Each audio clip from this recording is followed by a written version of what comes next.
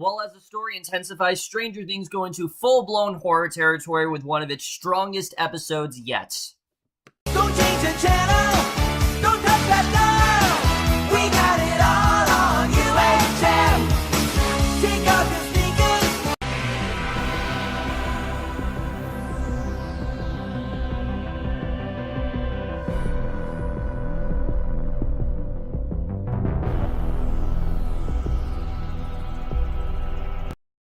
Hey guys, it's coming out for Stranger Things, Season 2, Episode 6, The Spy, and holy shit, this episode. I mean, this season has been really consistent. I think they've been doing a really great job of, deepening the mystery, but not just doing a complete repeat of the first one. They've really elevated the stakes a lot, and this episode really just took things to a whole new level. I mean, I meant what I said. This episode was straight up horror. There were honestly some really creepy scenes this episode, but we also had some great character moments here. This was easily, for me, the strongest episode of this season. I really love what we got here, and I'm definitely interested in seeing where we're going to go from here, really, but we're just going to jump right into it. So we start off, we see Joyce, Jim, Mike, and Bob. They accompany Will to Hawkins' lab, obviously because, as we know in the last episode, he was convulsing and they don't know what's going on. They need to get him there as soon as possible. So the government agents then put Hopper through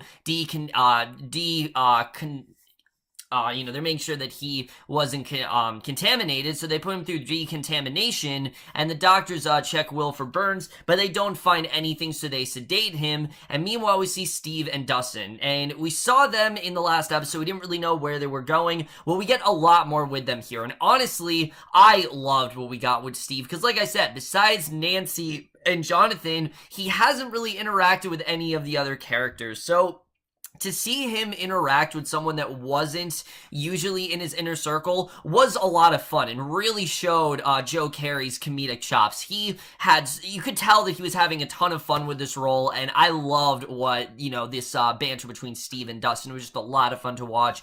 Steve describes Dart and how he ate Musi, and they arrive at the Henderson house, and Steve gets his bat out of the trunk, and obviously that's why they're there, because he has the bat. So they go to the root cellar, and Steve then taps on the door, but they don't hear anything. So Dart then insists that it's not, Dustin insists it's not a prank. They unlock the door. Steve then goes down, turns on the light. He finds shedded skin on the floor, and he calls Dustin down and shows him what he found. They discover that Dart has ripped a hole in the wall and tunneled out. So if this doesn't basically tell us that Dart is bad news, I don't know what will. I mean, I know Dustin was very much on the fence about this, and we've been contemplating for a while, is Dart bad or good? But this confirms that, yeah, he definitely is just as bad as any of the creatures we encounter, because, of course, we know he is a Demogorgon. So, at the Byers' house, the agents take photos of Will's drawings, and meanwhile, Joyce tells Owens and his staff what happened, and reminds Owens that he told her that it was all in Will's head. And I really love this scene. Remember the beginning of the season? He told her that, and she wants Will transferred to a real hospital, because she knows that this is definitely very real, and this is not just something in his head,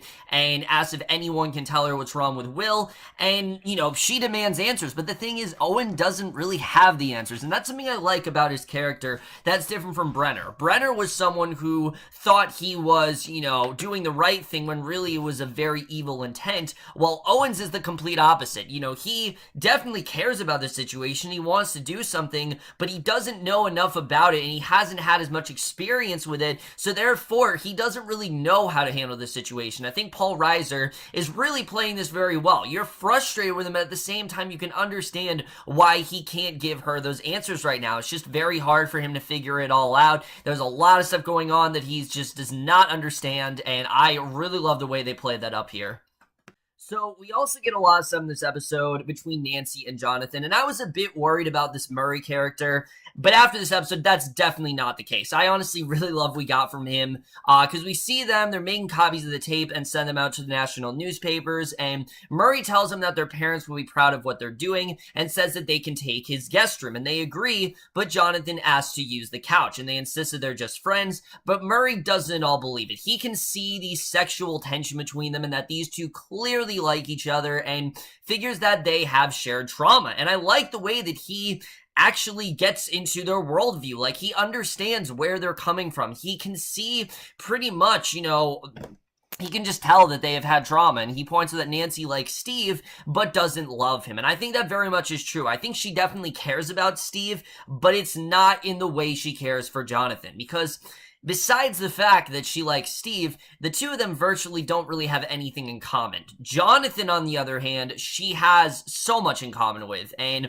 it makes so much sense for those two to, be together. And when she denies it, Murray calls her on her second lie, and Murray goes to bed, advises them to just cut the bullshit and share the bed. And again, they just, continue to say that they don't have feelings for each other in that way, so they sleep separately, mutter to themselves about how Murray is wrong, and you can tell they're just saying this because they don't want to end up together, they don't want to overcomplicate things, but they go to each other, they agree that Murray is a drunk and doesn't have them figured out, and Nancy says goodnight, they go back to their separate beds. However, she finally goes out and finds Jonathan at her door, he kisses her, and after a moment she kisses him back, they go back to her bed, and I don't know if we're supposed to imply that they had sex, but definitely you can tell that these two care for each other. You can tell that what they have is definitely much deeper than just shared trauma. I think they definitely do love each other, and I would be very surprised if we're not heading in a romantic direction with Nancy and Jonathan heading forward, especially after this episode. I think that is absolutely where we are going with them. However, I am a little bit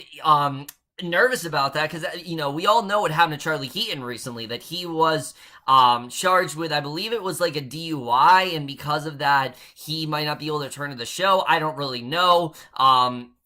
But, that's a whole other video. We'll get into that when I talk about what's going to happen in season 3, but basically, the next morning, Erica's playing with Lucas's action figures and hers. When Lucas comes in to get his figure, he tells Erica to stay out of his room, and she mentions that Dustin called, so he radios Dustin, who is unloading meat and gasoline from Steve's truck, and Dustin tells Lucas that Dark grew again, and he's a baby Demogorgon, and that Lucas should meet them at the junkyard as soon as possible, and I really love this. Everyone's kind of been off doing their own thing. This is really the episode where everyone starts to come back together, and I definitely enjoyed that. So, Owens tells Hopper that he's safe, gives him a hazmat suit. He takes Hopper into the rift chamber and down into the bowels of the earth, and needless to say, I'm not as worried about Hopper in this episode. I think, he's going to be okay for the most part, but agents are saying of equipment at the bottom. Owens explains the Upside Down has spared beneath Hawkins like a cancer, and that's very, basically it's spread more and more and more, and they can't burn it because there is a complication, no matter what they do. They tried to burn it, they tried to cover it up, they tried to get rid of the portal, but it seems like the Upside Down is always one step ahead of them. We really do see how powerful the Demogorgon is, and I think just from experience, it's realized that these humans are very smart, and it knows exactly what they're going to do, and that is especially the case when we get to the end of this episode, which we'll talk about a little bit later. But again, I really do love this. You show how unprecedented this situation really is. They never could have seen anything like this happening. They never thought it would get this bad, but now that it has, you really are starting to feel like maybe they are losing a bit of hope, and I really am interested in seeing if this is actually going to work out for them. So as Will and Mike sleep, Joyce tells Bob that the government made her sign confidentiality documents and will make him do the same. So she notices that Bob is jittering. He assures her that he's fine, and Joyce assures him that his idea of moving to town isn't crazy. Maybe it is the right thing to do. And again, I don't know if the show's going there, but given the situation, I wouldn't be surprised if that's where we do end up going next season, if we move outside of Hawkins. And I mean, we already kind of have. In the first episode, keep in mind, we did see, Pittsburgh, and we were outside of Hawkins there. So maybe we are, in fact, venturing elsewhere next season, but again, we'll just have to see how that does turn out. But Will wakes up and doesn't remember Bob, and this is really when things start to get terrifying, because very well something's up with Will. The fact that he's not recognizing Bob, I mean, this creature is really starting to take hold of him, and the next morning, Murray makes breakfast for everyone. He realizes that Jonathan and Nancy slept together, and it's a very awkward scene where he asks Jonathan how the pullout was, and this was great. I love the fact that he can tell that these two did in fact sleep together. Again, we don't know if they had sex, but I'm pretty sure it's implied that, yeah, they probably did. And Nancy then calls Karen, says she'll be home after she stayed over with her friends. Remember, all this time, Karen thought that she was with Allie, and Jonathan figures that Mike and Will are at the matinee, and that that's why no one is answering. Again, they have no idea what they've actually been up to. They have no idea how worse this situation has gotten and really how dangerous things have become. So they're very much in the dark about that stuff. So as they leave, Murray offers them bottles of vodka and soda water, and Nancy thanks him for everything. Murray tells them not to reach him again. It's clear that he wants to be a very loose contact. He doesn't want any credit for this whatsoever, and I think he wants them to pretty much, solve this on their own, and I honestly really did like what we got there, and I thought that was definitely really great. I do think maybe we'll see Murray again. We'll have to see. Lucas then rides to Max's house and rings the bell. She finally answers the door, and when she sees Lucas, shuts the door before Billy sees him, and Lucas says that he has proof that what he told her was true, but they have to hurry. And Max's characterization this season, like I said, has been really great.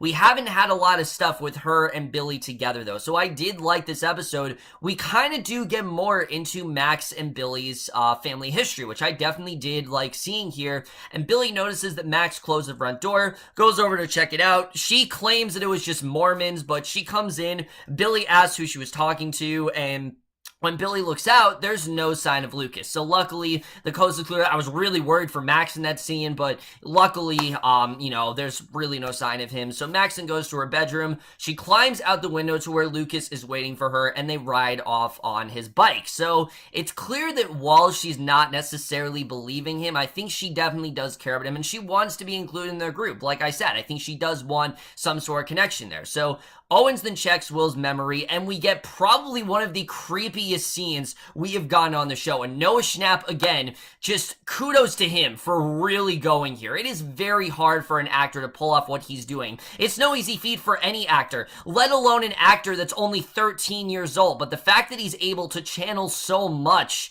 at this age and just creep me out as much as he did in the scene, it's just incredible. I loved what he did here because he remembers Mike, but not Hopper or helping saving Hopper. And he does remember the soldiers hurt him when they burned the vines, says that it upset the shadow creature, and a tech then brings in a piece of the black vine and burns it, and he feels a stinging in his chest. The more heat the tech applies, the more pain he actually feels, and Owens finally stops the tech and outside tells Joyce and Hopper that it's a virus that is causing a neurological disorder. And he explains that Will and the shadow creature are in fact communicating and figures that the virus can maybe be cured, and Joyce wonders what will happen when Will can't remember anything, and Owens doesn't have an answer for. Again, there are just some things he doesn't really understand. There are just some things that he doesn't know where they're really gonna go here, and I thought this was just such a well done scene, realizing how dire of a situation this is, realizing that the creature is really starting to take control of Will is just terrifying to think about, and I am definitely interested in seeing really what's gonna happen. And moving forward, I honestly don't know if Will's going to come out of this alive, but we'll just have to see what happens.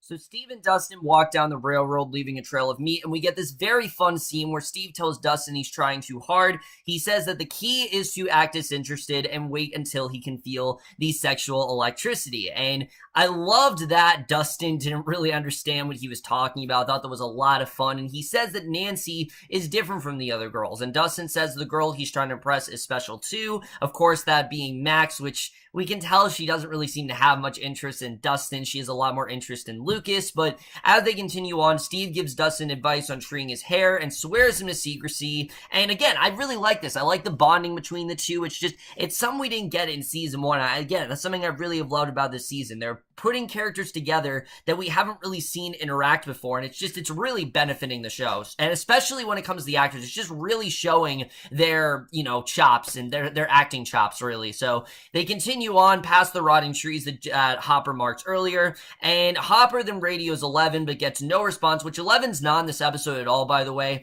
And maybe I did miss her a little bit, but there was so much going on that I can understand why she wasn't here. But he finally makes voice contact. He says he's been gone too long, but it's not about their fight. He apologizes for everything and says that he doesn't want to leave her and he'll be home soon. So we don't know if the two are going to be reunited, but I do like the fact that he is starting to warm up to her a bit. You can tell that he does want her in his life, and I really enjoyed that. So Owens and his team look at MRIs of Will's brain. They show him that there are new abnormalities and they're growing, and the team warns that they can't delay the burn and it's their only option. And if it kills Will, then it kills him, and basically that's what's gonna end up happening. So the neurological warns if it continues spreading, then Will die by the end of the day. And honestly, I would not be surprised if we end up going there. Like I said, Noah Schnapp has been so heavily focused on this season that I would not be surprised if he doesn't come out of this season alive. I think it kind of just makes sense for them to go there possibly, but we'll have to see.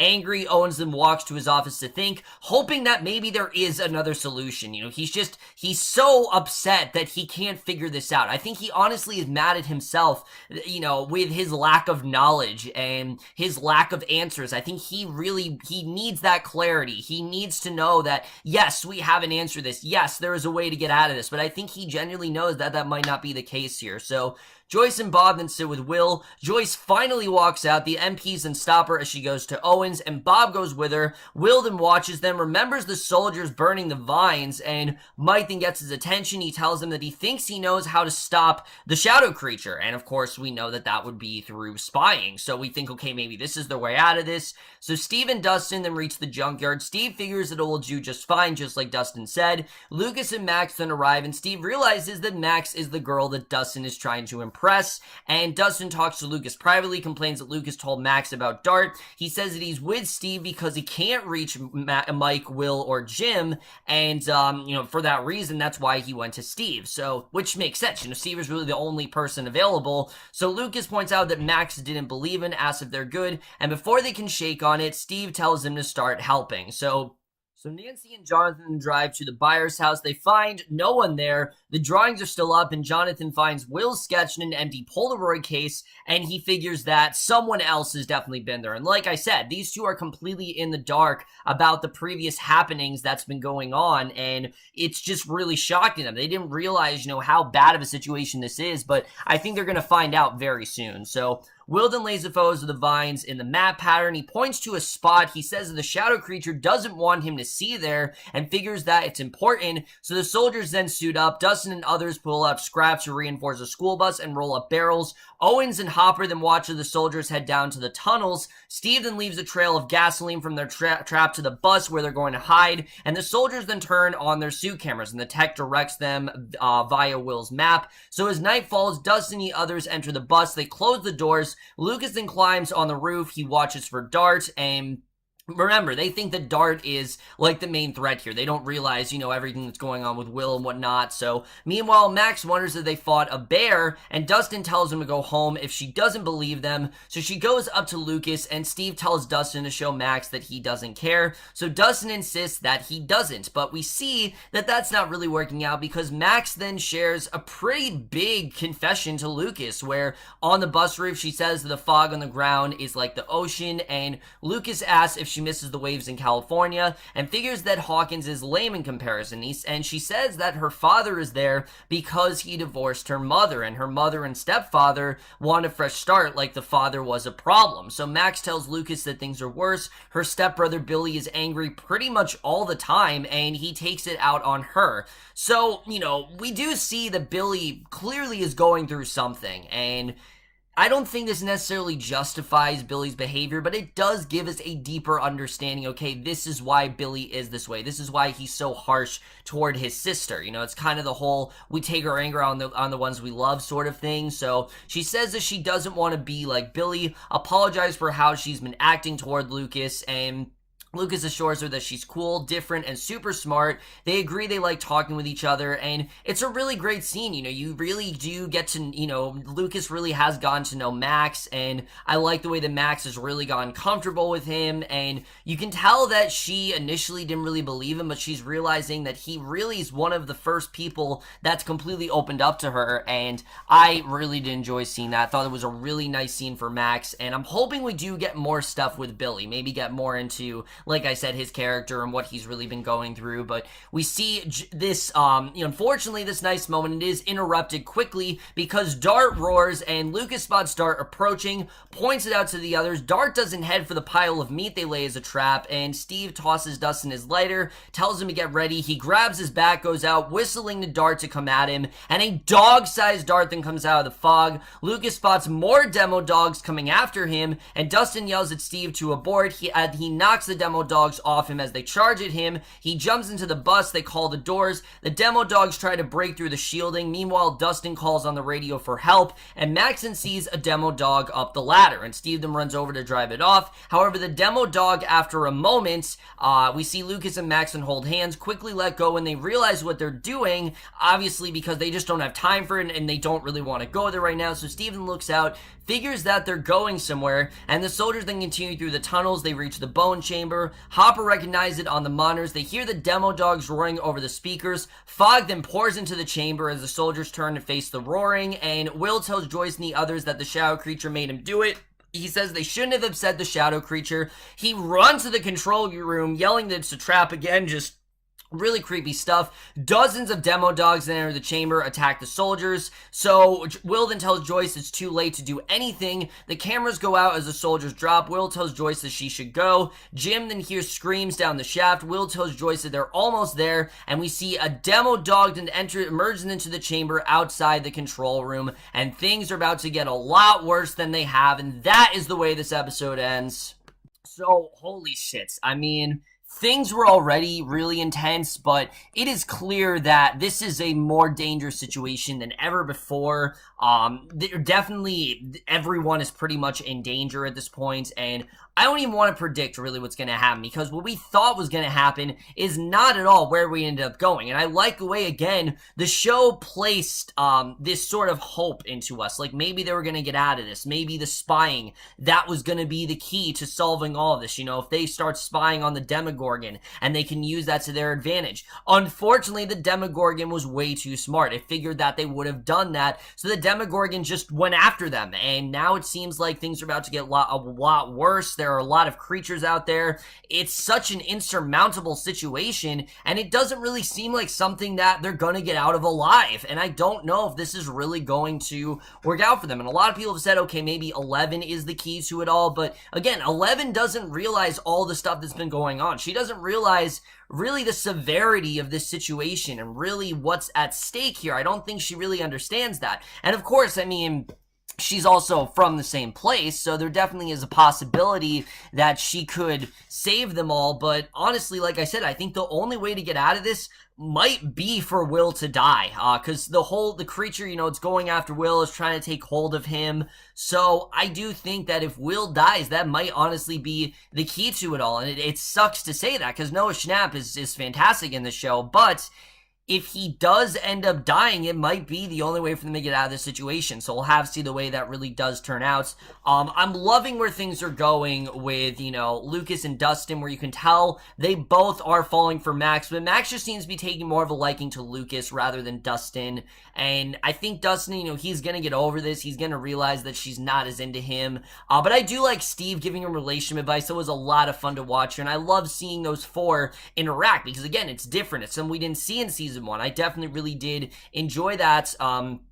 For this very reason. And also Max, I liked how we got more into Max as a character in this episode. We now understand her background. We understand what her and Billy have really been going through. The fact that they haven't really had their great of a life. And we also know that we haven't seen, at least to my knowledge so far, we have yet to see any parental figure in their life. So I don't know if they're saving some kind of big reveal that someone we know is their father, or that, you know, we're gonna meet their father, but I do think there's more to the story that we don't know about, and I think we're definitely going to find out more about that, hopefully very soon. And like I said, Billy's been like my biggest complaint with this season, but if they continue to go in this direction where we start to kind of understand him a little bit more, then maybe I'll start to warm up to him. I didn't like Steve at first, remember, but now I absolutely love Steve, and that's because of how great the writing has been with him and how much more they've been focusing on his character, and I definitely really do love that here. Also, Jonathan and Nancy. It's very interesting because, sure, you know, they do have this shared trauma, and you can definitely see how much they can relate to each other for that reason, but I think this episode confirms that these two pretty much are meant for each other. They are, in fact, going to get together. But again, I don't know how it's going to work out for Charlie Heaton, because I don't think he might not be on next season of the show unless they recast the role. We'll just have to see the way that really works out. But I really do like seeing these two get together. I like seeing that, you know, they're realizing their love for each other, and I thought the scenes with Murray were fantastic. I thought they were honestly a lot of fun. I was worried the character was just going to be like a bunch of exposition dump, but he was a lot more than that, and I really love what they did with him here.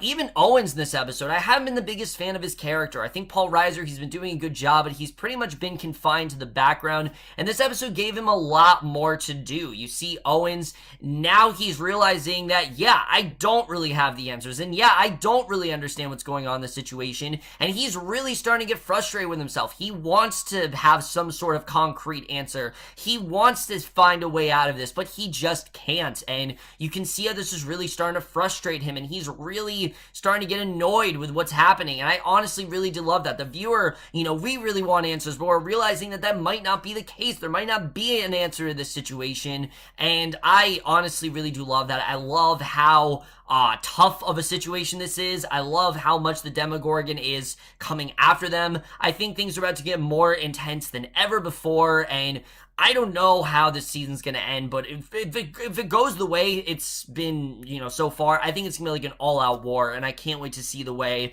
things really do turn out there. This was easily, for me, the strongest episode of the season. It was terrifying, it was shocking at points, it was honestly really funny, it was just really entertaining. It is one of the best episodes I think Stranger Things has done, and I'm absolutely going to give Stranger Things Season 2, Episode 6, The Spy, an A. So over, guys, doing this episode of Stranger Things. Some of you guys thought of this episode overall. Love your thoughts in it. Really interested in seeing where the rest of the season is going to go. But that's it for this video. Hope you enjoyed. See you guys in my next video, and I will see you guys for that. Okay, bye.